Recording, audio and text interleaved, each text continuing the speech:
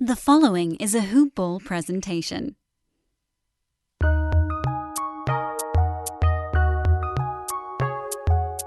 Welcome to the Fantasy NBA Today podcast.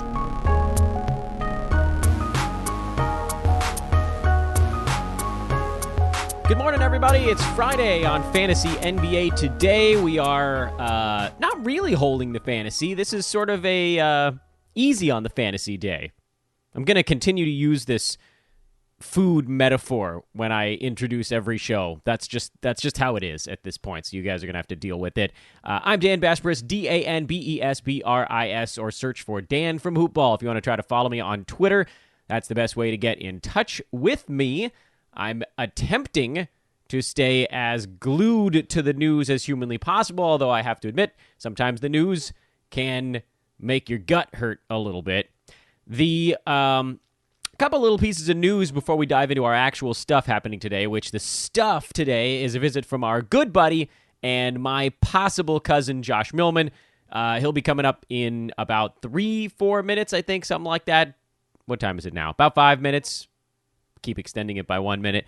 And Josh and I are going to be breaking down the Eastern Conference and really just sort of what to expect from these teams going forward. Less the way that we've been doing it on the show lately. You know, the last 8 episodes leading up to today, we broke down each conference team by team in terms of what they did this last year and what that means for them going forward. This chat with Josh is going to be really more about the expectations of the team. How can they improve?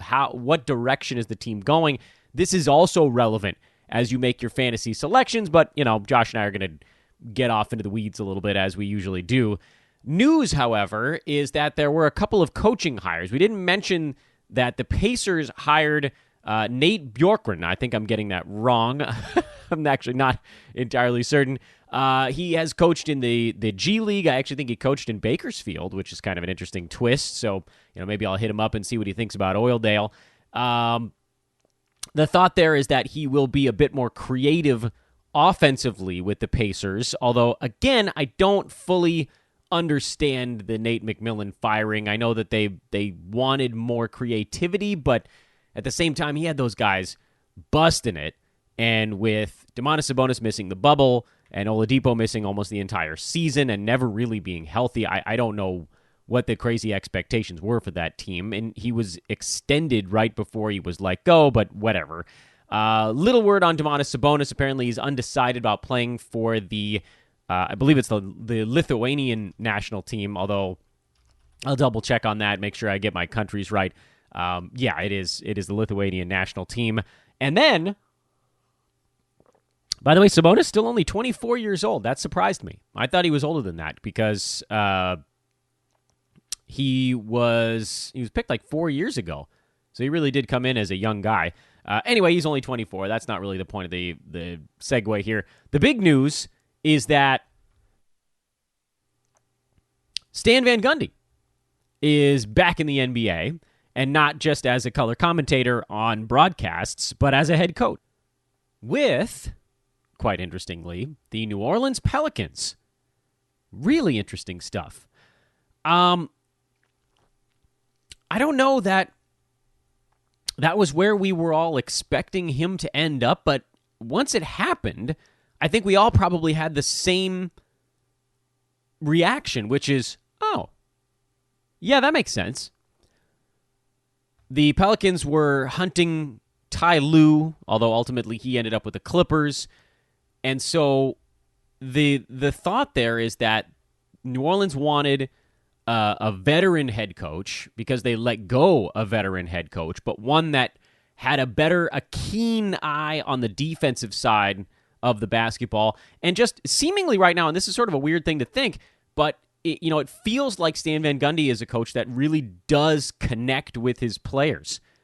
You wouldn't, and this is a total don't judge a book by its cover type of moment, but you take one look at Stan Van Gundy and you're like, that guy? But he is really attuned to what his players are thinking and feeling, and you could see, if you follow him on Twitter, you know that he shares worldviews with his players, which always is going to help a coach connect. And then, he's a coach that has really good relationships with his players. That's been something that we've seen over the years, is that his guys still joke with him on the internet, and it seems like he keeps in touch with a lot of those guys. He maximizes what he has on the court because he gets guys that want to play hard for him. And then defensively, he understands what needs to happen there. And for the Pelicans, that really does have to be priority number one. I would love to see Alvin Gentry, by the way, and does end up running some team's offense. And he has. So, everything in its place, right? Like, Alvin Gentry is probably going to be running the Kings offense. That's what he's been best at throughout his career. He's always struggled once he got into the head coaching seat. For Stan Van Gundy, he was horrendous when he was making personnel decisions up in Detroit. They gave him entirely too much power. It's an impossible task. We've seen teams try to do it before, and it works exceedingly rare. It just, how do you tell someone to coach to keep their job and to plan for the future? So you're actually creating a conflict of interest in one person's job. There are very few people that can succeed in that role, and the only way you can is if someone was like, look, here's a 10-year deal. You have 10 years. You're going to be the director of personnel and the head coach. You're going to make all of our team roster decisions, and you're actually going to coach the team on the floor. Good luck surviving the next 10 years without a heart attack. But at least then, if a coach was like, look, it's time to blow it up, you could do it. And as the head coach, you wouldn't be sabotaging your own ability to keep a job. That just doesn't work. So now he goes to New Orleans, where his job is just to coach these guys, and I think he's going to be a pretty good fit. This also, by the way, puts probably an arrow through the heart of anybody that wanted their team to go get Drew Holiday. I don't think Stan Van Gundy is coming in and grabbing this job if he doesn't expect to be able to compete right away with the Pels. And the way they do compete right away is to keep their best all-around player. Trade your best player, you probably aren't going to compete as well. And it's not like they need a bunch of young assets. They are going to most likely try to re-sign Brandon Ingram, Lonzo Ball. They have Zion. Lest we forget about Zion Williamson. So, this is a team that doesn't need to stockpile anything. This is a team that's already on the back end of a potential rebuild because, call it luck or trade or whatever, getting all those things for Anthony Davis, getting the number one pick all at the same time, that'll speed things up. That'll help you turn the corner quicker. Contractually, the Pelicans are getting younger. Derek Favors is off the books. He had an $18 million deal. Etuan Moore is off the books. He had about a $9 million deal. J.J. Redick has one more year on his thing. My guess is that he probably does now stay put. If they were going to turn a corner and try to go younger, he would have been a guy I would have expected to get traded. I don't think that's happening now. And then let's assume Brandon Ingram sees a very large bump in salary. Darius Miller, by the way, is $7 million this coming season, is not fully guaranteed, so they could potentially wipe that off the board as well. So they have a little bit of wiggle room. If they do sign Brandon Ingram to a longer deal, that'll probably push him back up and over the 100 mark. Drew Holiday is at $26 million. Zion, his rookie deal is already at 10. Lonzo Ball, his rookie deal is at 11. This is the final year on that thing, so they'll be worrying likely about extending him. And then they've got some young guys, and guys like Nickeil Alexander-Walker, Jackson Hayes, and Josh Hart is around for one more year as well. So Stan Van Gundy comes in, and, just from an expectations standpoint, this is a team that's going to be gunning for that last playoff spot in the Western Conference. I don't think they get it.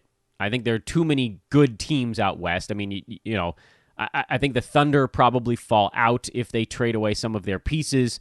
The other 7 teams that made the playoffs in the Western Conference, there's no obvious team that would fall out. The second most likely, I think, to tumble would be the Jazz, but they were 16 games over 500 this year, and they really aren't getting worse. They're just sort of not getting better. So then you've got if the Thunder are clearing out the 8 spot, and the Blazers will obviously be better next year with health on their side, you're going to have the Grizzlies, the Suns, the Kings, the Pels, the Warriors, who probably have the strongest case to take that spot. It's going to be a dogfight, man. So all of these teams, I think, are aware from day one that every win is going to be critical. Because where this year it took 35 wins to get into the playoffs in the West in that 8 spot, a healthy Blazers team pushes that number probably over 500. I don't think you're going to have an under 500 team in the playoffs in the Western Conference. And looking at those teams right now, the Blazers would have been the only one at the end of the year. And I don't know. I mean, if they played the final, what do they need? 8 more games to get to 82. They may have actually ended up getting to 500. They could have gone 6-2 the rest of the way, or I don't know. It would have been close. But Grizzlies are going to be probably pushing 500. Suns, I think, are going to be a team that is fighting to get to around the 500 mark. Spurs are probably going the other way. It sounds like DeMar DeRozan might want to get traded. I'm sure he's going to deny the rumors, but, whatever. Kings are going to be fighting 500. Pels, Warriors with health, they should be at least a few games over 500, probably more than that. And so now, if you're one of those teams that I just listed off, the Pels, the Kings, the Spurs, the Grizzlies in particular, you're looking at next year and thinking, there's a very real chance that all 4 of us are like 5 games out of the playoffs. So be a little bit cautious on that front, but also understand those teams are looking at the West and thinking, we're going to have to make our push. Well, let's do it. Let's get off to a quick start at least. And then if we do indeed get eliminated, let's make it a fight down the stretch to the end of the year. And that's your NBA news for the day. So let's just go ahead and dump that into the rear view. And let's talk to one of my favorite human beings on planet Earth. Oh, but first, I should apologize. I said it was 5 minutes away. It was more like 9 minutes away. Oops. I wasn't quick enough to come up with the proper buddy cop duo. So instead, I'm just going to say, do you want to say hello to everybody? Footballers! That's the one. I feel like I should have a button on my desk that I can just hit it. I need it. You know what I need? I need a soundboard for this podcast. You do. I thought I broke the last one, so I apologize if that's the reason why you don't have one now. No, I had the volume properly adjusted for you this time. Oh, I appreciate that. Yeah. See, you came prepared this I got a Millman preset on my board now. It's like there's a Millman button. It's like eight decibels quieter than everybody else on the other one. How are you, man? Nice. Good. How are you? I don't know. Alive for now? Yeah, that's basically it. We're just every day is the hamster wheel, and it just keeps on turning. Isn't it weird, though? Oh, by the way, this is Josh Millman. You guys probably know that already. It occurs to me we're in a part of the year now where everybody listening to this show, I'm guessing like 99.9% are people that have listened before. But you got to treat, if I learned anything from my time as a play-by-play guy, you treat every single broadcast as though people are listening for the first time. And so I say hello to you, to the great Josh Millman. At Josh Millman, by the way, you can find him on Twitter. An old buddy. We may secretly be related. Certainly if you go back far enough, I'm sure we have family from the same shtetl. But isn't it weird how this year continues to be both the longest and shortest of all time? I'm partly surprised it's October. I'm like, in a way, it's like, holy crap, we made it this far. Like, yeah. Yay us. Yeah, well, sort of. Did we make it this far? We did. We made it this far. The bubble happened. It was a great success. Great success. Great. That's right. Also from the same shtetl as us. We will be talking about that here momentarily. But I guess, first thing is you hanging in there all right? Did you enjoy the bubble to some degree? I did. So I don't need to talk about that side. I did. Yeah. I know it was great. You did especially. But what's not to like? It was basketball. It was mostly good basketball, I'd say. I mean, there was some intriguing storylines and everything like that. I was just glad that it gave us a little bit of normalcy in what has been a very abnormal year. Yeah, that's well said. We went from this weird fog where the only thing we had was The Last Dance for 4 straight months, and then we have everything all at the same time. Maximum sports overload, and we're probably about to segue into a period where I guess it's sort of Well, I would say it's what it normally is, but I guess the NBA would have normally been starting like now. Like soon. Yeah. This would have been week 1. I would have written a bold predictions column. You would have gotten your hoop ball 6 and all that. The old men, Dan Besbris old man squad would be the old man squad. Absolutely, they'd be affixing tennis balls to the bottom of their walkers and getting ready to go. And instead, we're talking about a season that ended a week and a half ago. Wild. This Wild. is Who insane. would have thunk it? How's homeschool going? You learning Common Core? Oh my God, homeschooling is a nightmare. Hoopballers, if you ever have the opportunity to homeschool your children, don't. You got no choice though, right? No, we don't. I mean, we have a choice, but just given health conditions and everything that we need to consider, we have to opt our girls out for the school year. So we are doing remote learning with them. It's again everything that you can possibly imagine that stinks about having your kids at home and just having no patience whatsoever, and your spouse having no patience whatsoever. And that old saying where the poop rolls downhill, it ends up landing on yours truly. So that's the gist of homeschooling. So again, if anyone wants to try it, you are a braver person than I am. Also kind of dumber, but hey, don't say I didn't warn you. Yeah, sometimes people need to learn the lesson for themselves. This feels like one maybe folks could just take your word for it. I mean, I can't even fathom. I'm sure there are millions of people that are dealing with this right now. I guess to some degree, I'm lucky that my child is still, well, there's a baby, so that's not really an issue. But the older one over here is preschool age, and it sucks. He misses seeing other children, but we don't have to sit him down and teach him things all day. He has like a half an hour of Zoom class. I use that term very loosely because there's some learning involved, but most of the day is him just romping freely, and then we try to get him to like trace letters at some point during the afternoon. I can't even imagine trying to get someone who's just a couple years older than my own child to sit and stare at a screen and learn all day when they have all of their toys like one room over. That seems, dare I say, impossible. How the hell are children doing it? It's not ideal. I mean, look, it really isn't ideal. I mean, we've gotten into a better groove on things. I think that my younger one has a better understanding of what's expected now. And so, like, as routine becomes a little bit more normalized, in an abnormal situation, it gets a little bit easier, but there's still the distraction. The teacher, you have Wi-Fi issues or Zoom cuts out or something like that. There's always something that you just simply don't get in a normal classroom environment. So, but the truth of the matter is, Dan, I think there's just stress no matter what age there is in this.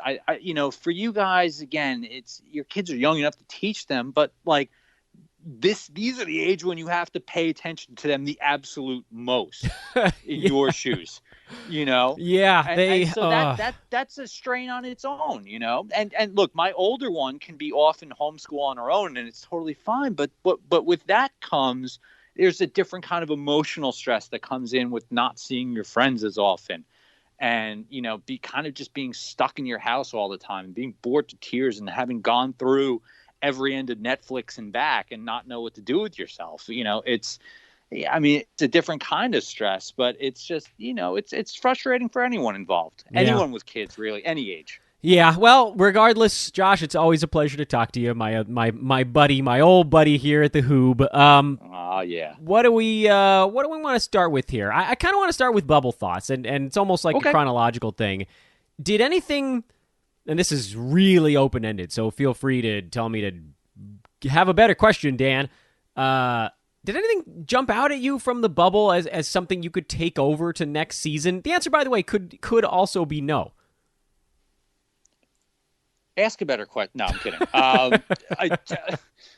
I don't think there was any one thing. I think Miami's run is going to be, dissected most, as well as the Lakers winning it, just because I think we've already transitioned into, what's going to happen this offseason, and the trade rumor mill on Twitter is kind of in overdrive. I think that, there's going to be like every offseason is turmoil. So I think that a lot of what happened in the bubble is leading to, again, the rumor mill being on overdrive and which star is going to get traded, or is anyone going to go after a big three versus, the season of the big two and what's going to happen there. So I don't think the basketball in and of itself, other than say like, Philadelphia and the Clippers having complete and total meltdowns, I don't think that there was really any like big surprise outside of Miami in terms of the basketball. I mean, I'll ask you the same question. I think the Lakers were the odds-on favorites. They won. There was a surprise in the East in Miami. But what else was there that I'm missing that you were thinking by asking me said question, sir? Well, I don't know. Something that I mentioned on the Monday show was that I got this. One thing that changed for me was that going into the bubble, I thought you were going to see a lot of Eastern Conference teams that were sort of middling but maybe getting older, try to pull the plug quickly, thinking that the Celtics, maybe the Sixers, if they could get their act together, and then certainly the Bucks were going to have this reign of terror, so to speak. But then we got to this bubble situation, and maybe it's bubble specific, which is why I want to ask you about it as well. It felt like the East door opened further, where a team like Toronto might be like, you know what, screw it. Let's let the old guys run it back. Let's re-sign Serge Ibaka. Let's let Kyle Lowry's 1-year deal play out all the way. And where I thought, I think when I talked about it in June on this podcast, I was like, I think the Lowrys are probably the Raptors are going to trade some of their old guys next year, whoever's left. Now I'm thinking these East teams aren't really afraid of anyone at the top anymore. Do you think that impacts fantasy in any way? Like maybe it makes it a little bit more predictable if we think more teams in the East are going for it?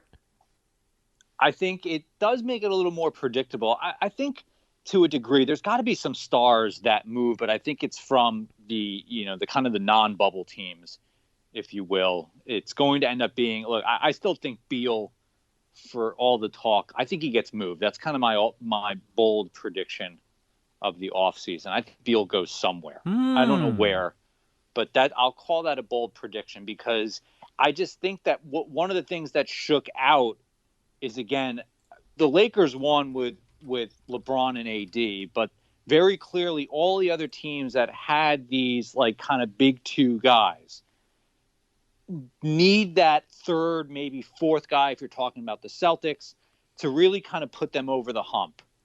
And so I think in a free agent class that isn't very strong, someone is going to have to jockey for a guy. And I don't know if they can overpay given the new cap and everything like that. But there's a reason why the Nets are like constantly in the rumor mill for a third star, because you know what, if they were a middling team with a, not really healthy Kyrie and Karis LeVert and Spencer Dinwiddie, Jared Allen and all those guys, Durant's amazing, but like, does he really make them a title contender on his own without them going for broke and getting a third star in there? And the same thing with the Clippers, very clearly. It can't just be on Kawhi Leonard and Paul George. They need that third body in there when everything else kind of went to hell for them during the bubble. Man, did they need a point guard? Yeah, how bad did they need a point guard? Badly. Absolutely. Oh, God. In the worst way possible. That's why Reggie Jackson was playing. And that's a dude that doesn't... a competent big man would help for them, too. You know? But, like... I don't know, man. Twitter has told me that Ivica Zubac is the next big thing. I don't. Twitter is crazy, man. Twitter is crazy. I mean, look, the roller coaster ride that was Montrezl Harrell was something on Twitter also, because he went from poor guy. He went from like before the bubble being one of the most disrespected players in the planet to in the bubble being like, oh my God, who's going to pay this guy after all this? Meanwhile, he's like going through a horrible family tragedy. I know, and it stinks to have to say because I know that had a lot to do with it. And that's the other. You know what? You want to talk about takeaways? Yeah, a big thing. This bubble is how much it humanized a lot of these guys. And I think we have our fun on Twitter, and we mock the Clippers now and way off P. But my God, some of like what these guys go through from a mental health standpoint year in and year out. let's put aside the pandemic and the social issues that were happening this year. It must have been so brutal for some of these guys to be away from their family and friends and home lives for so long, and to have experienced what they experienced. And it's next to impossible to put yourself in their shoes. So yes, we like to mock and say this guy stinks, or this guy that the humanity behind it was really illuminating for me in all of it. It was really interesting, and it didn't occur to me until the playoffs ended that those guys that made the finals, at least, had been there for 100 days. It's a long, That's a long time. I know they had some pretty sweet amenities, and I think Rick Bucher, who's now, remember when that guy was a journalist? Anyway, it doesn't matter. That was a long time. That was when we were watching Disney Junior. I know. He was ABC at that point, wasn't he? Yeah, doesn't long matter. time. I think ABC, ESPN. Yeah. Woof. Anyway, I know he's hot take city these days. And one of his hot takes was, hey, it's not that bad. They've got all these sweet amenities. And there's some truth to that. I know he's just trying to get a rise out of people because as someone who worked in minor league baseball, you can kind of picture the bubble. But for me, just, put it in Bakersfield without a 5-star hotel. I shared an apartment with some of the guys I worked with. And so you had that camaraderie, but I didn't see my family for a couple months at a time. And it's hard as hell. And I didn't get death threats on Twitter during my time in minor league baseball. No, I know. These guys do. Yeah. Anyone who says that, like, you uproot your normalcy for a week or two, and even that's hard. I've been on work trips where I've stayed in some of the nicest hotels, but after a week, you're just like, I'm tired of seeing the same crap over and over again. I want to go back home. Yeah, I want my stuff. I want my things not exactly. two suitcases. I want my normalcy back. That's what I think a lot of people overlook that part. You're living out of a couple of suitcases for 100 days. You don't have your whole house transplanted to the bubble. You don't have all your actual comforts. You have, there's a barber, and they had pool tables and stuff like that. But it's like, look, I want my couch. Right. My bed, my couch, bed. my television. Yeah. And doing little things like, hey, I want to take a drive, maybe walk in the park or go to the grocery store. Yeah, I was going to say, walk to my something. kitchen and open my refrigerator. Right. Not the things little we one. take for granted. This is, and that's like all we have during the year of the pandemic is those casual home amenities. And they didn't. For sure. So, yeah, and that's maybe part of why, maybe that, like you said, maybe that's the big takeaway is that we saw this sort of humanizing of players, but also it creates weird opportunities psychologically for teams going into next year, where the Clippers, yes, they had a change at the top of their coaching staff, but it'd be pretty easy for them, a lot of those guys, to just sort of write this year off as a year where half the team didn't want to be in the bubble. Like, they could just forget about it. There doesn't need to be... Yeah. They don't need to be mad or upset. They can just be like, all right, let's see how this goes when we get to play our home games at Staples. Let's see how this goes when Lou Williams and if Montrez re-signs and whoever else. Yep. Let's see how this goes if our players actually want to be here for a playoff thing. Same thing in the Eastern Conference. I think a lot of teams looked at that and thought, like, if these teams can do it, we can do it. And so that's what makes me wonder. I'm gonna pull this full circle to you talking about Bradley Beal. How do they move him knowing they almost definitely can't move John Wall? Don't you just have to try at this point because you're sort of stuck? I think that's the thing. You have to try. I mean, what are they do? They made it to the bubble only because of the weird work that Adam Silver put in, that there was going to be 12 teams or in the West, so we can't not give the Eastern Conference a chance, even though the Wizards were already mathematically dead in all of this. Yeah, the Zion rule. So, it was the Zion rule. Yeah, it was the Zion rule. So when you add it all together, like the Wizards weren't anywhere near playoff contention, and they would have been a lottery team had the season gone on as normal. So I don't know how, I don't think it's a matter of them, running back, because they got to also sign Davis Bertans. And they've got Bryant and Hashimura. There's building blocks there, but what is that running it back get them? I don't know. Are they better 30 wins, 35 wins? That's what I was going to ask. Are they better than Orlando with John Wall healthy? I think Orlando's another team that's got to sell. Yeah, dude, they've been needing to sell a long time. Yeah, they got to sell. But I think that Orlando, even let's just say if Orlando runs it back, Orlando's a better team than Washington. What about with John Wall? Yeah, because we don't really know what he's going to be like either. Right. What about the Bulls now that Jim Boylan's gone? Him leaving has to be worth 3 or 4 extra wins. I think so. That's a team that, to me, I think will be on the rise, whether or not they figure out a way to get Zach LaVine off the roster. That's a good young core, and they just really need to get Markkanen and Wendell Carter Jr. healthy and keep them on the floor together. I think Kobe White's a good young scoring guard. I mean, I still think there's a bit of point guard maturation that needs to happen there. I think Chris Dunn was quietly a very good player for them, and I think we all just kind of gave up on him,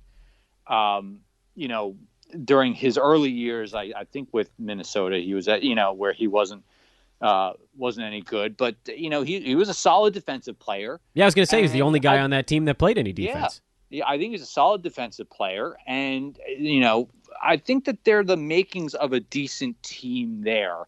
And I think Billy Donovan is an excellent coach. So I think that yeah, for sure, 3, 4, 5 wins easily. I think that's a team that could knock on, the playoff door because they have some youth and because they just need someone to really kind of, not be a tyrant, but actually be a basketball coach for that team. Oh my God, Jim Boylan. Yeah, I know. Let's talk about a few of these other teams out east, actually, because the Eastern Conference, and rightly at times, gets overlooked. There's a lot of teams that are going to potentially fight for the last playoff seed that probably don't really deserve to be in the playoffs. But let's go through a few of those clubs here and see what we make of them. We talked a little bit Magic, we talked the Wizards a little, we talked Bulls a little. What do we think happens with Charlotte next year? They were, I don't know, I guess you could say they overachieved a little bit by winning 35% of their games, right? Oh my God. Yeah, I feel like they overachieved early, and that they hit some sort of really brutal streak come January. I think they lost like 17 of 18 or something like that during that. I could be making that up. But I remember they came out firing because everyone's like, oh, who's this Devontae Graham guy?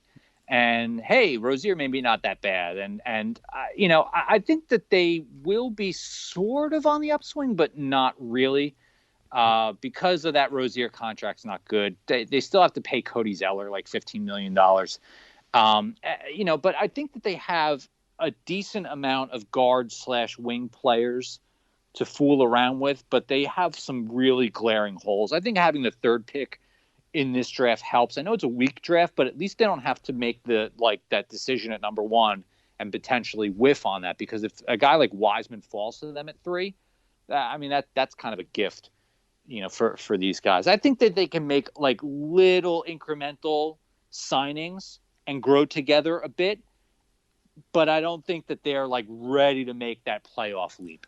By the way, the magic of the internet is that I was able to look up their schedule while you were talking. They did lose 13 out of 14 games. 13 out of 4. I was close. That was pretty damn close. January 6th through February 8th, basically a month.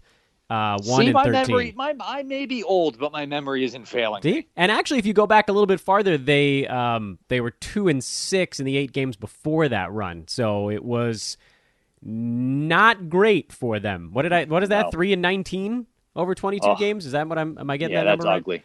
That's not great. We'll work our way up the list here, since these are a little bit of dregs teams. I'm going to jump over the Nets because you talked about them a little bit already, and I want to loop back around. I have a lot to say about the Nets. Yeah, I think we'll close with Brooklyn on this one. Fair enough. What about the Sixers? Because they, to me, represent maybe the greatest anomaly in basketball history. 31-4 at home, the best record in the NBA.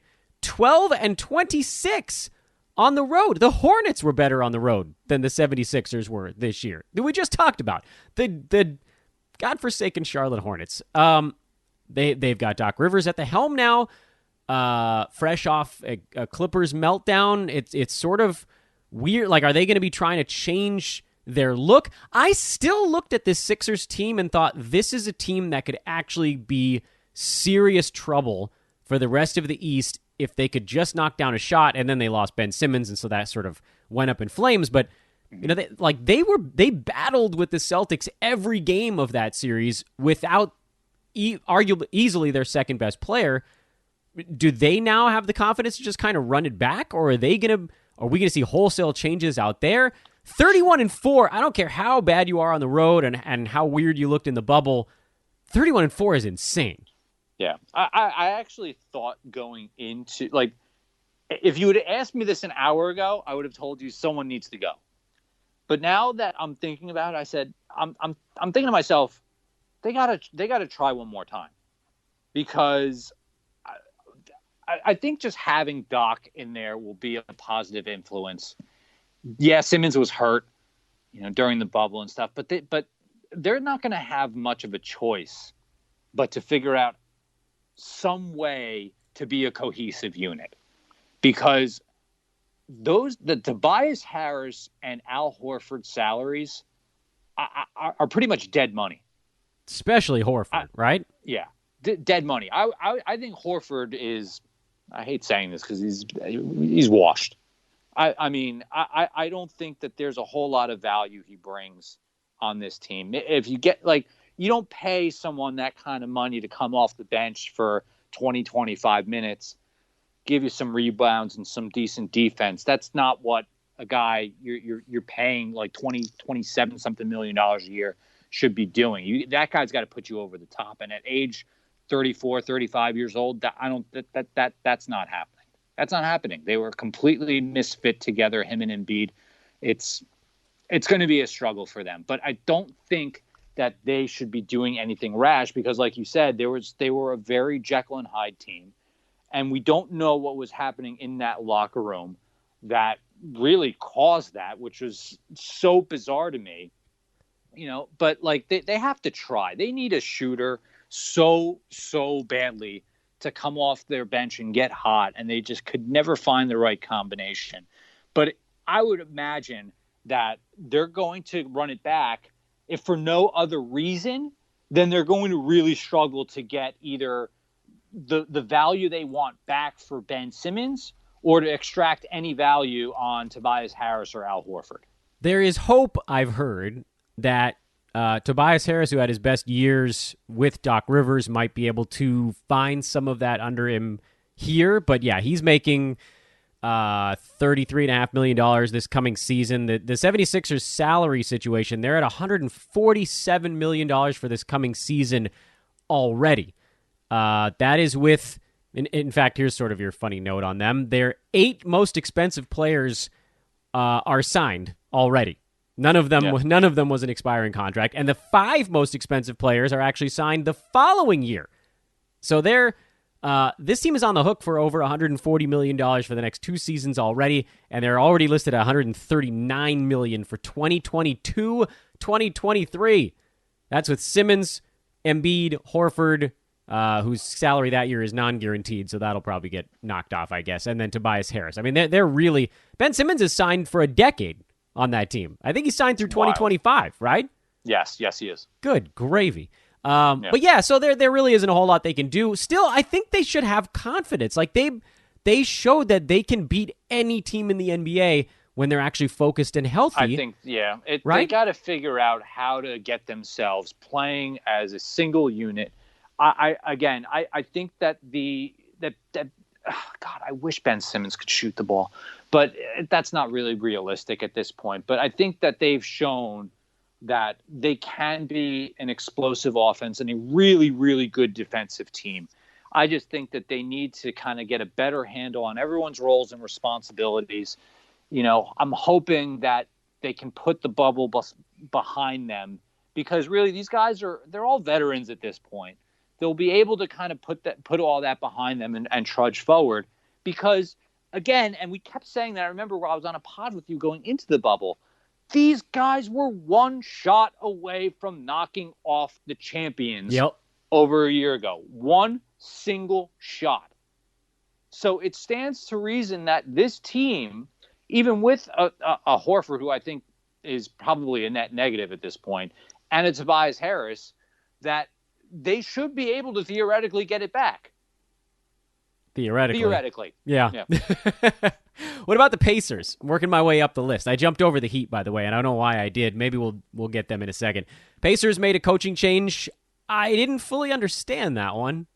I Did didn't you? understand it No? either. Yeah. No, I really didn't understand what was happening. I there. heard offensive creativity was the issue, but also they didn't have Domantas Sabonis in the bubble. Yeah, that's hard. Sabonis had such a great year, and not having him in the bubble was. And Depot was hurt. Depot was hurt. I think that this is a team in flux, and if I had to guess, I actually saw a pretty nifty trade idea floating around Twitter. Miles Turner going to the Pelicans for Drew Holiday. And you could probably figure out a way to match salaries and whatever else. But, New Orleans needs a good stretch five and defensive player. Turner kind of fits that bill. I don't think that at this point Turner is going to be that guy that he was in his second year playing alongside Sabonis. They need to be able to build around Sabonis and bring in Drew Holiday if you are intending on moving Oladipo at this point. Let him play with his brothers. He can play alongside Malcolm Brogdon, I would think, almost perfectly, and see where you go. If you want to play that kind of up-tempo basketball, I mean, that might be the team to do it. I mean, that's just all speculation at this point, but I would think that there's going to be somewhat of a facelift on the Pacers. Yeah. Do you get the feeling that there's something front office-y going on there? Why does Depot want out? I don't understand that. I really don't understand that. Depot wants out badly. Which seems crazy. Yeah, for McMillan to be, kicked aside, a widely respected and successful coach. I don't think anyone ever gives the Pacers year in and year out a chance to do much. And he always has this team playing solid basketball and winning good games. So I don't see how you can hold, 3 weeks of basketball without one of your best players and another one of your best players at half speed and see that as an indictment on your abilities to be a head coach without there being some sort of behind the scene nonsense at play. Yeah, I'm thinking the same thing. Celtics Raptors, can we lump them into one discussion here? Sure. Toronto has Serge Ibaka, Marc Gasol are sort of your notable free agent. I think Gasol's already said he's playing overseas. Celtics basically don't have any free agents. I think Enes Kanter has a player option or something like that. Gordon Hayward might also. Hayward's got his option, I think. But he's going to take $30 million, right? Yeah, he's going to come back. Yeah, I think he's going to come back. So both of these teams are a little bit locked in. For the Raptors, I guess the question is, do they bring back a veteran big man, or do they start to pivot towards going a little bit younger? And for the Celtics, is there anything they can do? But you've got to think both of these teams feel like in the East now, they see a very clear path to the championship because no one's afraid of the Bucks anymore. Yeah, no one's afraid of the Bucks. I think that the Celtics have the much better case at this point. If they can bring in another couple of guys, they need to get help for Tice in the middle, and maybe Robert Williams is that guy, the Time Lord, but maybe he's not. I don't know. He played. Look, he had a pretty decent bubble at times, but I don't know. Is that really going to be, your salvation in the middle there? But obviously, look, Tatum is on his way to superstardom. Jaylen Brown, for all of his fantasy faults, I think he's one of those guys who's just better basketball player in reality than he is in fantasy. And, I think another question is what happens with Hayward will be back. But I guess, if Marcus Smart ends up sticking around, I saw his name in rumor mills. And Kemba Walker, he was kind of banged up going into the bubble also. So I don't know that we necessarily got the best of him. So I would imagine that Boston, with the few additional pieces, if they can get their hands on them, are probably outside of Giannis, the main threats in the East. And I don't even say that disparagingly to the Heat. The Heat caught fire. But I would imagine that the Celtics, who came closest to knocking them off, are I would say the biggest threats to come out of the East. I'm still pretty amazed that the Celtics didn't win that series. I thought that was going to be the one where the Heat finally had they met their match schematically, but they they figured it out anyway. Give Miami a ton of credit. Every step. Yeah, absolutely. Every step they figured it out. All right, last couple teams in the East. The Bucks. We hear all these things about them needing to change stuff, but it really feels like all they need to do is make a damn game plan for when teams pack the paint. So I know. Like, they don't need a bunch of different players. They just need a damn game plan. You know, the thing is, they're going to win 50-something games, assuming a normal season, with their eyes closed. Yeah. And it's like, all right, just get them some, again, all you need is a couple more pieces for Giannis and Middleton and Bledsoe and Brook Lopez, because that's as good as a four-man rotation there as you can possibly have in basketball. Just get them some help. Get them some, if these veterans aren't working, go get some new veterans. I'm sure there's plenty of ring chasers out there who will want to play with Giannis. And the Bucks know that this is it. They've got to load up. This is their window. So they either got to win, or who the hell knows what's going to happen in the 2021 offseason with Giannis. But I think that they're going to push their chips all in. I wouldn't be shocked. I don't know who they're going to trade for, but I have to imagine that, they're probably looking at Chris Paul's the name that keeps coming up. I'm sure he wants to play with the Lakers, but I think he makes so much sense on this team.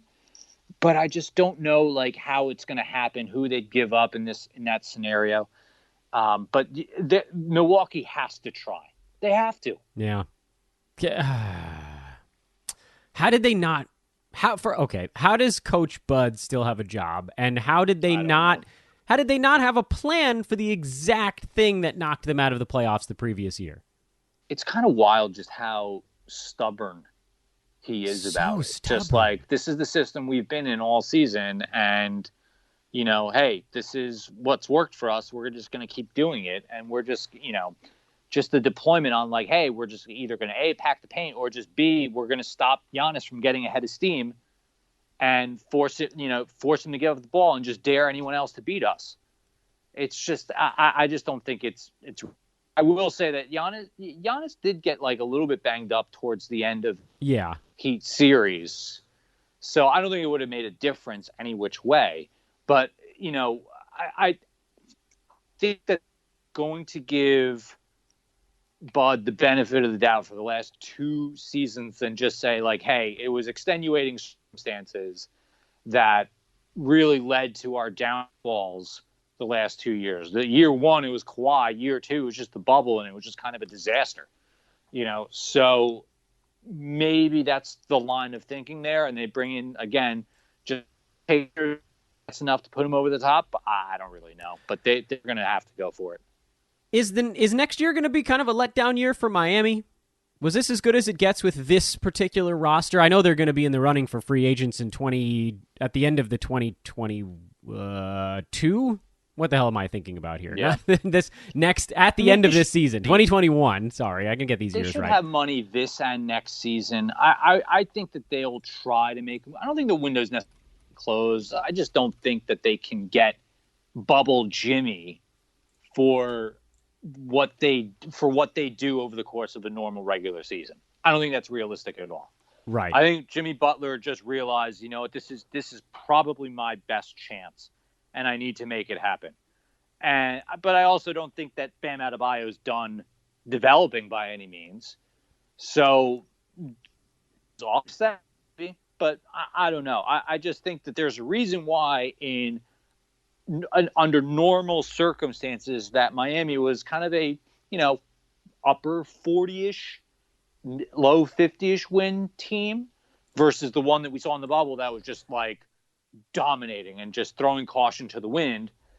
And, look, I love the depth on the team, but there's going to be some question as to whether or not who's back with them, whether or not it's, Dragic or Jay Crowder who they brought in. And, just is Hero just, kind of is he a showpiece or is he a legitimate, cog in the wheel? I don't really know. Are we really going to give Andre Iguodala serious minutes because he's owed another $15 million this season? So, there's still a lot of moving pieces. I still see them at the end of the day as kind of like that 3-4-ish seed in the East, which I think is kind of normal. But I think, look, we've seen Jimmy Butler on the fantasy side, but the risk with him always is, well, he's going to miss a whole bunch of games during the regular season. Yep. So, I don't know how you play 45, 48 minutes, just absolute, like a madman, and not have that wear on you in the following season.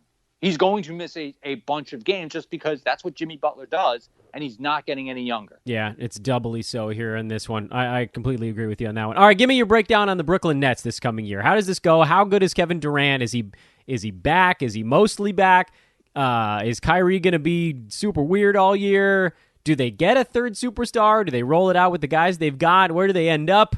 Give me your full Nets breakdown, and then I'll let you get back to learning homeschooling. Yeah, that means we'll have to come back and do the Western Conference. You're damn right. Time. Oh, yes. I have figured out how to weasel my way back on your pod. Doing talking so that I don't have to do talking is really, it's the way. I love it. Yeah. I love it. The Brooklyn Nets are, on paper, contenders for the East. I think Kevin Durant is good. At least that's what all the reports are saying. And I believe it. I just think that Kevin Durant just didn't all of a sudden forget how to play basketball, even though he's really hasn't played professionally in the past, 2 years now? I have to imagine that the extra time off can only do benefits for him. But he's played in all those Twitter video scrimmages and stuff like that. And all the reports are very good. I think Kyrie, like we said, when we were planning for this year, last year was kind of a wash for Kyrie. If he's great, great.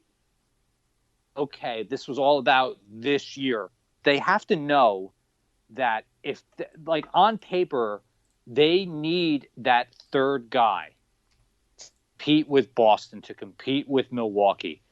And they see what it's going to take to eventually knock off the Lakers. This is their window right now.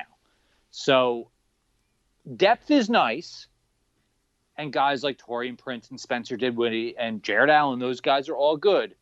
Okay. But when you have a guy like, maybe it's Brad Beal, maybe it's Drew Holiday, maybe it's, Victor Oladipo, if you want to classify him in that caliber of class, stars still win this league.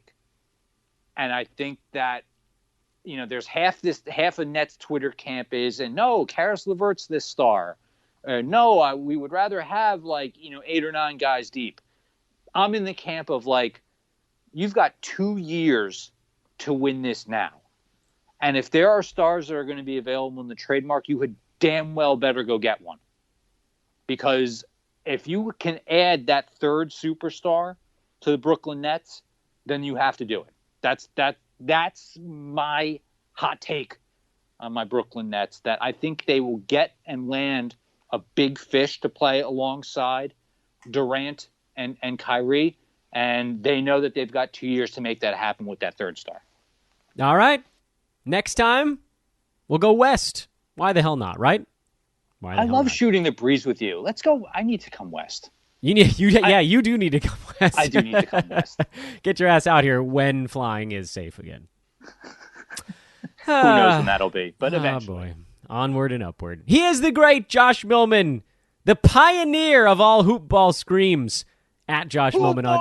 Sorry, I talked over half of it. Well, people can hear. Stop. Don't worry about it. They hear enough of me. never Get used enough. to my screaming, people. They're not now. They never will be. He's Josh. I'm Dan. Have a wonderful weekend, everybody. We'll be back with you on Monday, our next episode of Fantasy NBA Today. A hoop ball presentation. You can follow Josh on Twitter. If you can spell his name, you can find him. Same deal for me. We'll talk to you then. So long, everybody.